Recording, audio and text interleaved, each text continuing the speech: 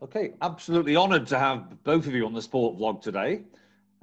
Shouldn't really need too much of an introduction, but I'm going to let you do your own introductions other than just say a few words to get started. We've got Dame Sarah Storey, who I think many of us will know, not least because of cycling fame, but I have to say there's more to you than just that, Sarah, so I'm sure that will come out in the interview. And equally honoured to have the Chief Executive of Volleyball England, Sue Storey. So welcome to both of you. Thank you very much. And I thought to set the scene, it's very informal the way we do these interviews. So you're going to be fighting amongst yourselves now to decide who goes first. But I always like to have the world, not just for my benefit, but for the listeners as a whole, just have a little bit of insight as to who the person is, where they came from, and how they started on their journey of reaching such prowess in the sporting industry. So who wants to go first, Sarah or Sue? Go ahead, Sue. Sue, the stage is all yours, Sue. What an honour to go ahead of Sarah's story. I suppose the first thing to say is that we're not actually related at all, or I assume we're not related. So I'm married into the Storey family, I think, as you did, Sarah. And the Storey family I married into is from Lincolnshire area. So I don't think yours is Lincolnshire area, so I don't think there's a connection. No, I think mine's from Dorset. Well, that's the version of the story that I got into. Whether those stories came from somewhere else, I have heard Scotland mentioned, but that may be centuries ago. Yeah, no, I haven't heard Scotland mentioned, so chances are we're not related. I immediately feel inferior. Does it matter that I've just got an S on the end of my name? I thought I could absolutely matter. Tipex it out, put a Y on the end just to join you two, because I feel particularly undressed. My wife decided the caption for this interview was 2 sides to every story, but I thought, just for today, if I change my name, we could have a 3-story sports interview, but we'll live with the 2 stories because you're far better than me. Over to you, Sue. Thank you. So yeah, I'm Chief Executive of Volleyball England. I've been in post now for about 9-10 months, so still fairly new, still sort of learning as much as I can about the world of volleyball, and absolutely delighted, honoured and privileged to have this role to try and help improve and develop the sport of volleyball in England. So I've always been a team sports person. I was a hockey player in my time, but due to the effect that hockey has on your knees, that I'm no longer a hockey player. But I didn't get to any sort of great, amazing level, but I played hockey at sort of regional level for a number of years, and had a most fantastic time. And I think team sports just gives this amazing health, well-being, development, the social aspect. It was just something I absolutely adored. So when the chance came to have the honour of leading volleyball, I just couldn't resist the opportunity to get involved in team sports. And I'll admit it now, because I've got to say it, but after I stopped playing hockey, I've moved on to track cycling, but at a very, very, very low level. I'm accredited. I've never raced or anything like that, but yeah, absolutely love it. So I suppose that's the first bit about me. I suppose the only other thing of interest to mention about me, as it's obviously very informal, is that I have 2 sets of twins, which is also quite something that is very, very unusual. So I didn't know that. So I have 19-year-old twins and 16-year-old twins. 3 boys and 1 girl. So that's me. And if I was to go to the bookies, would I be right in putting my money on Sarah to win that cycling race? I absolutely 100%. I think she could lap me within about 1 lap. That's where we all start, though. I started track cycling through going to an accredited session or getting my accreditation. So you never know. Masters cycling could beckon. I did actually sign up for a race once and then just bottled it and said, no, I'm not quick enough, I can't do it, and pulled out. Oh, well, there's no such thing as not being quick enough, really, especially if you do some time trials. Being able to race yourself is what it's all about, really. Yeah, it's just the banter and the fun that you get from it. So, you know, I mean, I think big shout out to track cycling, and I go to Derby Arena, and our coach there, a guy called Carl Allsep, I'll give him a shout out, because he's just brilliant. Gets a group of women together, we just chatter, we banter. He keeps saying, I don't know who's running this session because you all tell me what I've got to do, but I just absolutely love it. How can you have so much fun cycling around in circles? Yeah, Carl does do great sessions. I've heard a lot about the sessions he runs, and Derby Arena is fantastic to have that in the centre of the country now, because obviously everyone was travelling up to the Manchester Velodrome or trying to get down to Newport, and London's just a little bit out of the way compared. So no, Derby Arena has been life-changing for so many people across the Midlands. Oh yeah, place. Absolutely, love it. Can't wait. Next session is first session back in a couple of weeks' time, so can't wait. And I think it's the first time to say so that I see Sue on a more regular basis, but Sarah, I just did a quick recollection of your Wikipedia profile today, and I think it's the first time in my life I've got repetitive strain injury from moving my finger so far down to all the different medals that were listed. I couldn't get to the end of the page. I knew of your prowess, but I really didn't realise you'd won as many things as you've actually won. So tell us all about yourself, Sarah, for anybody out there that might not have heard about your accolades. Well, my sports career started at primary school. My primary school had a swim team. It had a team in almost every sport. So I learned to swim at my school swimming club when I was 4. And I was fastest swimmer in the school by the time I was 8. And we just had sport coming out of our ears. It was, quite extraordinary when you think about the opportunity for school sport now, perhaps. I was on the table tennis team, netball team, we did gymnastics. I even taught my the boys cricket team for a while. I did cross country in the winter, track and field in the summer. But it was swimming that kind of got me first. I went down to Stockport Metro Swimming Club as a 10-year-old, got told I was too late to start formal swim training. And I was like, well, I'll show you. And then I discovered the Paralympics existed. And of course, back in the late 80s, early 90s, the type of publicity for the Paralympics just non-existent in comparison to the way it is today. Getting on board with that side of the sport was about letter writing. There was no emails or social media platforms. So I wrote a letter to a lady who was running the Northwest Disability Swim Squad. Pretty much every time I did a personal best time in the pool. And after 18 months of writing letters, I eventually got a reply. And it was for a swimming gala that was going to take place 2 weeks later.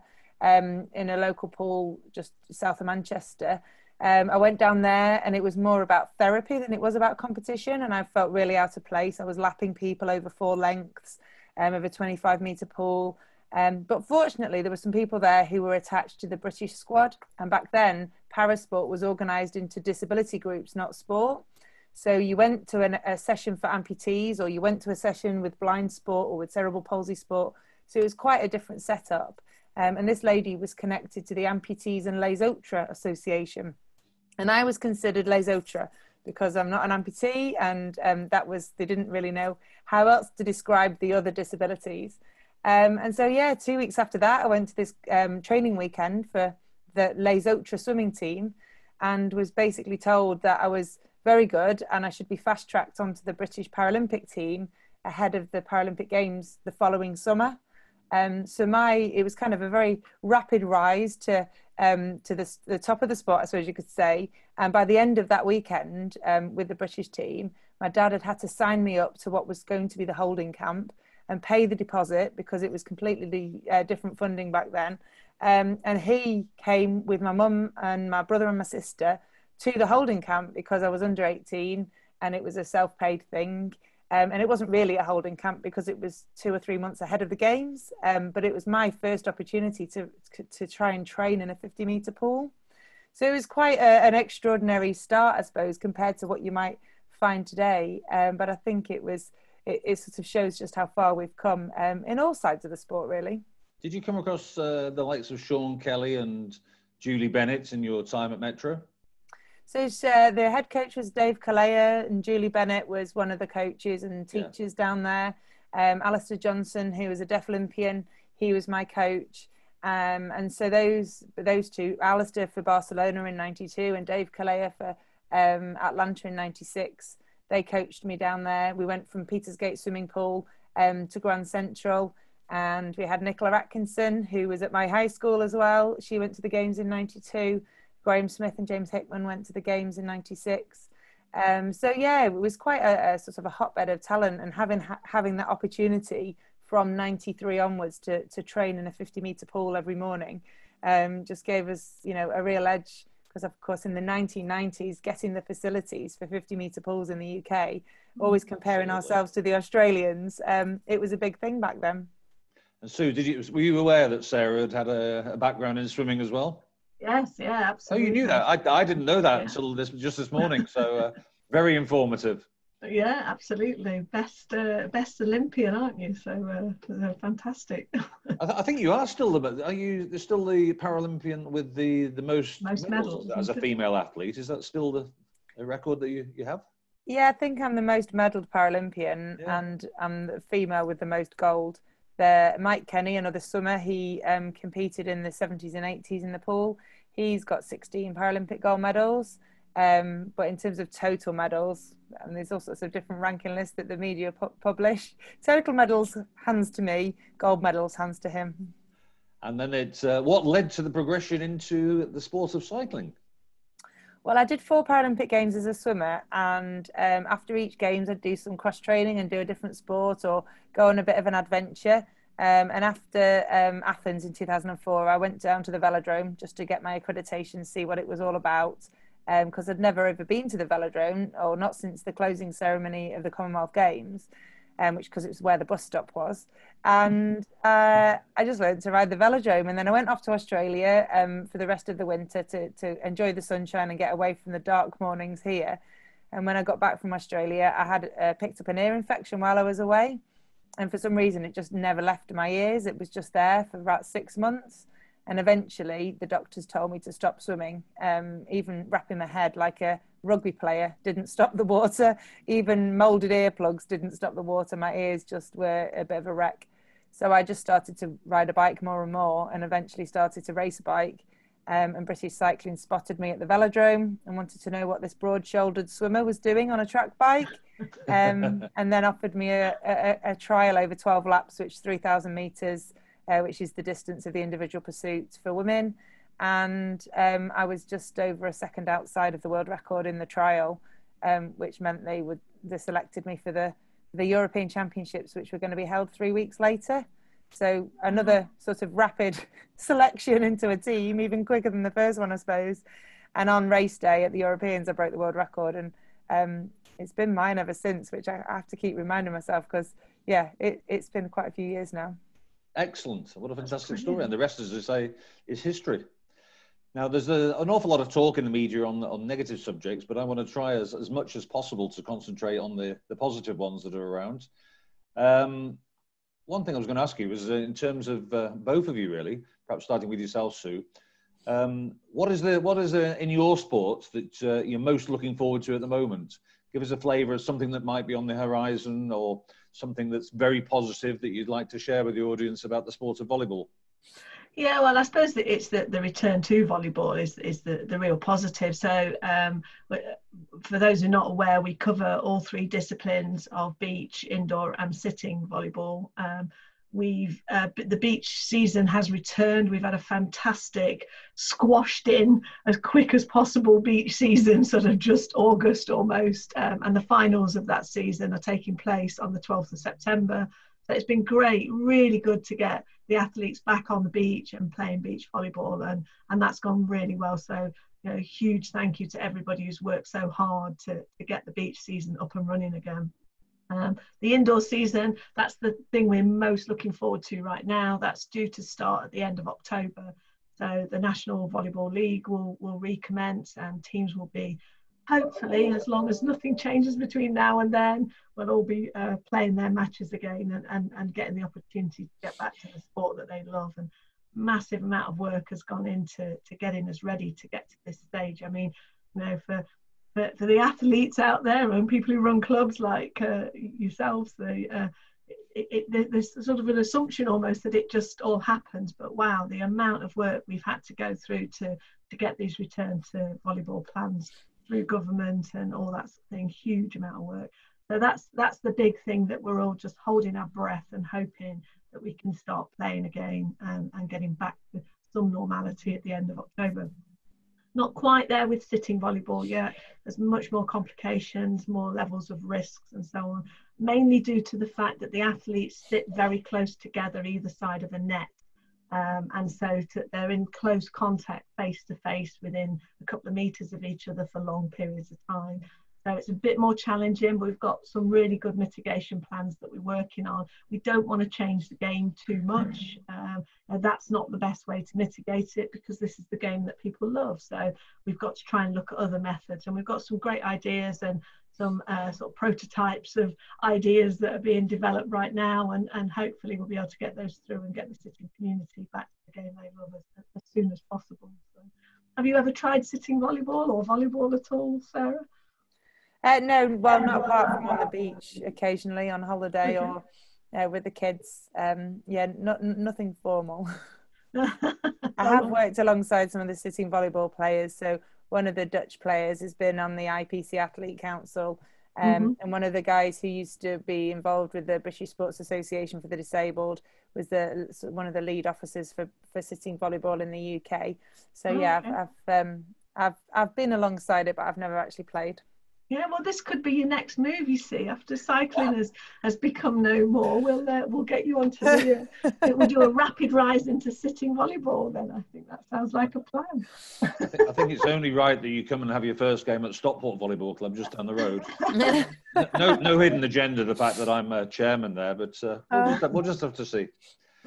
So, what is there that's on the horizon for you, Sarah? What are you most looking forward to at the moment in terms of the wonderful world of cycling? Well, on a personal level, I've got 5 more races. It's going to end my season at the same point it would have ended anyway. I'd always planned to race my final race on a closed circuit event at Thruxton on the 11th of October. So that turns out to be only the 7th road event of the year. It should have been many, many, many more. I won't have done any road racing at all this year, which is a little bit of a shame. But the time trials are probably the more controllable of the events. So when we're looking at how we approach things in British cycling, we're very much focused on those controllables first, and then you work in the tactics of road racing on top of that. So yeah, I'll have done 6 races by the time I get to the 11th of October. So my first one was just a couple of days ago. And I came out of lockdown with some good form because I broke the course record for the race that I did. So I was really chuffed with that. Yeah, it's just one of those things as an athlete. You've been working hard. I mean, we're very fortunate in cycling because we have the virtual world of Zwift or RGT. There's a few different platforms, but Zwift is the biggest one, and you can race on there every day of the week if you want. And it's possible to overdo it because the races are short and very intense. And you just don't realise how demanding that actually can be if you back it up too many times. So I went through a bit of a rough patch in August where I just felt dreadful. But I think that was just the process of, having done so much training, because there was no racing to distract you. There was no travel. And I think when you're planning your training around travel as well, you probably do a little bit less. So I've done probably some of my biggest mileage of any year since I've had the children this year, because there's not been any of that travel to consider and take into account. So so I was chuffed to come out. So I'm hoping that over the next few weeks, doing a 25 mile, doing a hill climb, doing a closed circuit, doing a team time trial, there'll be plenty of variety in there, and I'll finish the season and be hopefully in a better place knowledge wise as to what it might look like once we roll into 2021. Brilliant. And are you both going to have roles to play within the Commonwealth Games? It's obviously not too far away from us now. Yes, certainly we are. Beach volleyball is part of the Commonwealth Games, and we absolutely can't wait. I mean, what a golden opportunity to showcase the fantastic sport of beach volleyball in the centre of Birmingham. What a contrast, beach volleyball and the urban landscape of Birmingham, a bit different from the Gold Coast. But I just say it's a great opportunity, and we're doing quite a lot of work with volunteers around the West Midlands to try and see how we can absolutely showcase the sport and use the opportunity of the Commonwealth Games to encourage more people to take up the sport, as well as create a fantastic event. So everybody remembers those images of horse guards parades at the London Olympics, and this is an opportunity to do the same thing again in the centre of Birmingham and showcase the great sport that it is. And cycling's part of the Commonwealth Games. Any part that you'll be playing in that, or are you keeping a watchful eye on it, Sarah? Watchful eye at the moment. We're not sure whether there's any para events outside of the tandem events that have been in the games for the last couple of editions.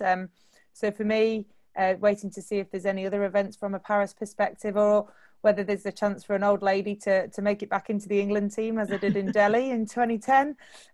So yeah, I'm not sure. It'd be great to be involved in some way, but exactly what that will be, who knows? It may even be as part of a media setup.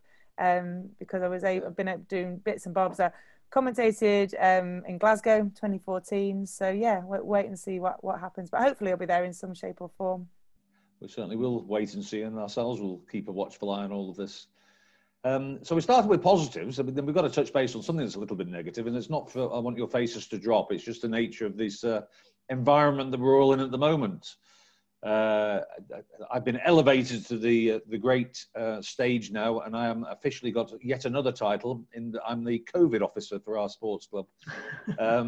But from both delighted to hear it. Yeah, thank you. I mean, I have to say, if you saw how many hours I put in yesterday on a volunteer basis, there's a lot more to it than you first think. I mean, just yesterday, without going into any gruesome details, there was 2 people who'd come back from abroad that hadn't quarantined, despite the government advice. We've got another area of Greater Manchester now that is on the hike in Bolton. So we're having to decide what to do in terms of some of the activities around that.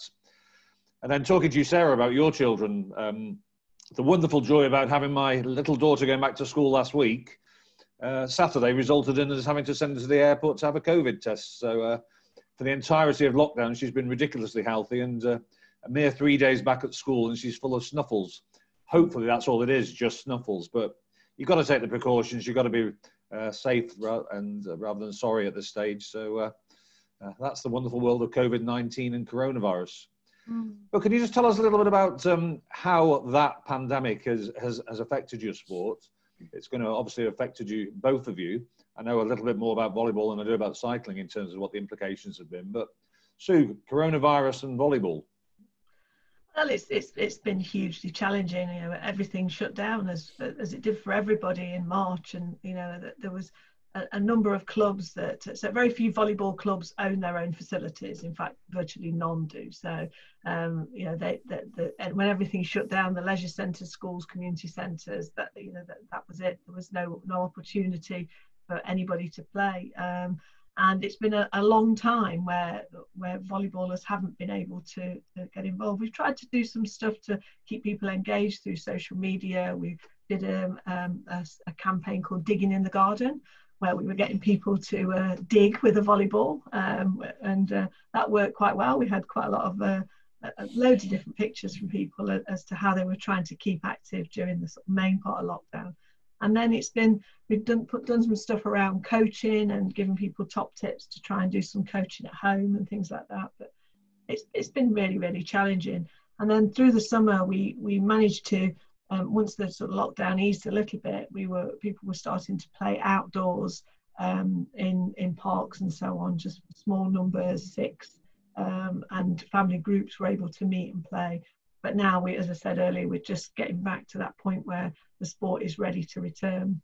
And I think everybody's just desperate to get back on court and start playing. You know, it's that you do these sports because you love them so much, and you love your friends and the banter, and it's the whole experience of being part of something like a sports club that is, it doesn't matter what your role is, whether you run the club or you're an athlete or a coach or a volunteer. It's part of the community that you belong to, and we just want to support everybody to get back on court and get back to doing what they love. And I'm so pleased that it feels like we're nearly there. I'll be really, really pleased when we actually are there and the first match has commenced. This last weekend we had our first England camps, our age group camps that took place.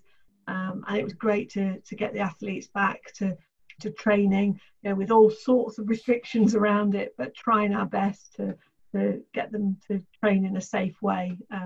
And that must have been such a milestone for them to actually get back on court with the England teams. Long may that progress continue. It certainly is from our end in Stockport, and we're pleased with all the guidance that you as a national governing body have given us, and we are making progress. So that's positive. What about cycling and coronavirus, Sarah? Well, cycling was one of the sports which could continue in sort of a solo form because we could get out during our allowable exercise slot. And it was actually quite pleasant for a little while because the roads were a lot quieter. There was obviously some differences in the government guidance in Wales and Scotland, and the Welsh eventually put a limit on the distance people could travel during that because during that slot, because they're discovering people too far from home with mechanicals who are needing to be rescued on non-essential trips. Right. I don't think there was quite so many problems like that in England, or if there were, they weren't very well publicised. But there was a lot more people taking up cycling, so there was a lot more novices out on the road, and you find people climbing to the top of hills and realizing just how far they'd gone and that they needed to get back down. So there's definitely some adventuring going on, and there was people out and about exploring, and those roads felt really safe for a while, and it was quite marvelous. Track cycling obviously had to completely stop, all facilities closed, and group rides, and that was probably the hardest for sort of the regular club riders, not being able to go out in groups. And that was probably one of the complaints that happened initially, that there were groups going out, and they needed to consider the club officials and volunteers who are often in their older years and were more likely to be vulnerable to the virus. We had a tragic loss of one of our stalwart race organisers who's been organising one of our biggest races on the calendar for the past 40 odd years. He sadly succumbed to the virus just over the Easter weekend. So yeah, it took a lot of getting used to the idea that although we could almost carry on as normal from a training perspective, it was affecting our world in quite a number of different ways.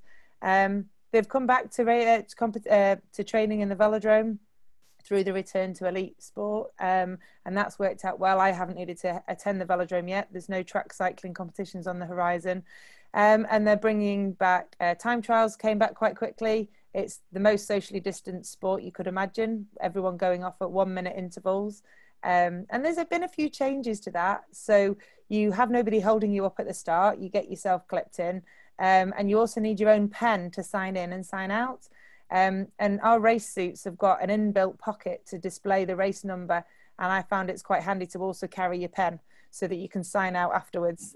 So there's I saw that on your Twitter feed, actually, a picture of a pen. A pen in my back pocket, or my number pocket. And then just things like your final gel before the race. There's nobody, you can't hand anything to anybody anymore. So ladies are at an advantage because your sports bra doubles up as a pocket for your gel wrapper if you don't have a spare pocket at the back. So yeah, just a few differences. Obviously lots of hand gel, lots of distancing in the warm-up areas, and making sure we stay as safe as possible, because we are still very much reliant on volunteers to run the local events, and most people who do that in the clubs have been part of the club for many years and are in the retired age group. So very fortunate that things have come back. No road racing just yet. We're obviously watching the Tour de France closely, and hoping that the fans stay far enough away that there's no instances of the virus appearing within those teams. But it would be great to see road racing appear back in the UK. There's been some closed circuit events happening, and I think gradually things are coming back online. But it was a huge change, and I think for those of us that were hoping to go to Tokyo, it would be awful to think it may not happen next year, but hopefully people are working on the possibilities of every different type of scenario, because if things have to stay as they are now, it should be possible. It'll just be a vastly different games to what we're used to. Absolutely. I've got two more questions for you, because you'll be delighted to know in terms of my timekeeping. The next one's going to be a bit of a curveball, because I hadn't alerted either of you I was going to ask this question, but please be assured I'm not trying to catch you out. It's just going back to my first sort of mutual appreciation society for the two of you both being on the vlog today. I'm seeing two highly impressive women from different aspects of their own sports. One of my students who's making a name for herself, albeit she's only just left university, is a young lady called Teodora Bursica in Romania. And she started putting out research and doing work into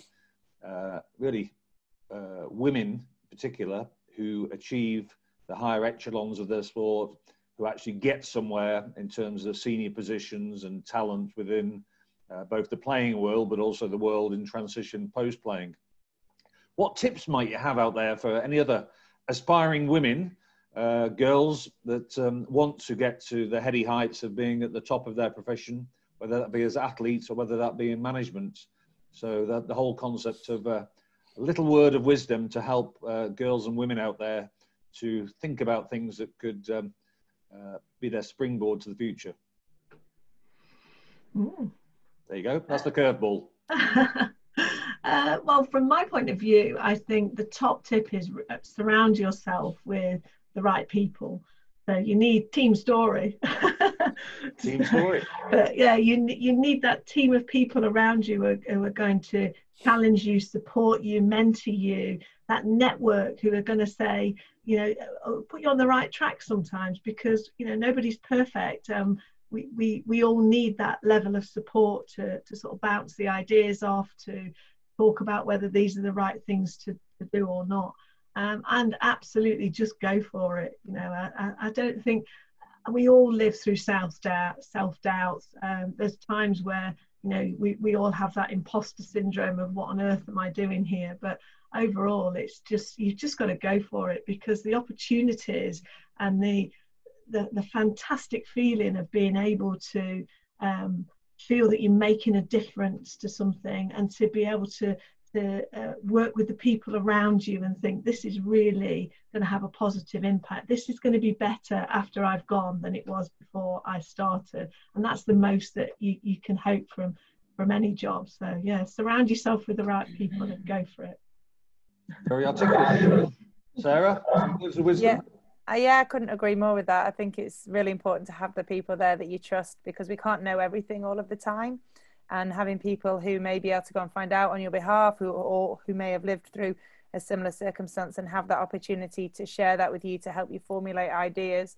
But also, I think making evidence-based decisions and having a strategy that gives you confidence in your own, you know, ability to do something, because you know, everyone has to do something for the first time at some point, whether that's riding a bike, learning to swim, or taking on a role that they've never experienced before. And it can be quite challenging. You know, when I was taking on the role of active travel commissioner alongside my sporting career, I was concerned that I'd do both jobs justice. But in fact, both sides of my life wanted me to succeed in the other side. And they recognized that having a rounded individual who had time to kind of clear her thoughts by doing the other side of her life was probably, you know, more valuable than somebody who didn't have that. So I think it's really good to have those people who give you that confidence and enable you to make those good decisions, but also just taking a step back and reflecting on the decision that you're trying to make, and making it with evidence and with confidence, and knowing that you've put the work in. It is also really important. So that's whether you're looking to be an administrator or lead a sport, or whether you're looking to lead your own career. Evidence-based decisions and having a process and strategy is always the way that I like to work. You sound like you'd researched and you prepared for this question, Sarah. It's just, it's too perfect. How do you do that? So the last thing I was going to ask you both is that, as far as you're concerned, Adrian Stores has written IOUs to both of you now, because you've both given up your time to be on this. So I am in debt to you. I know both of you have got my contact details, and absolutely anything, feel free to ask and weigh. And if I can help either of you out at any point in the future, consider it done. But more importantly, we're on a platform now. We're on a digital platform. Do you both want to take an opportunity to outline, if there's anything at all that's close to your hearts, or anything that's on your own agendas at the moment that you'd like that wider audience that might be listening to this, or will be listening to this in the future, what might they be able to do to help out each of you in terms of your future ambitions and aspirations? Blimey, big question there. Big question. We like big questions.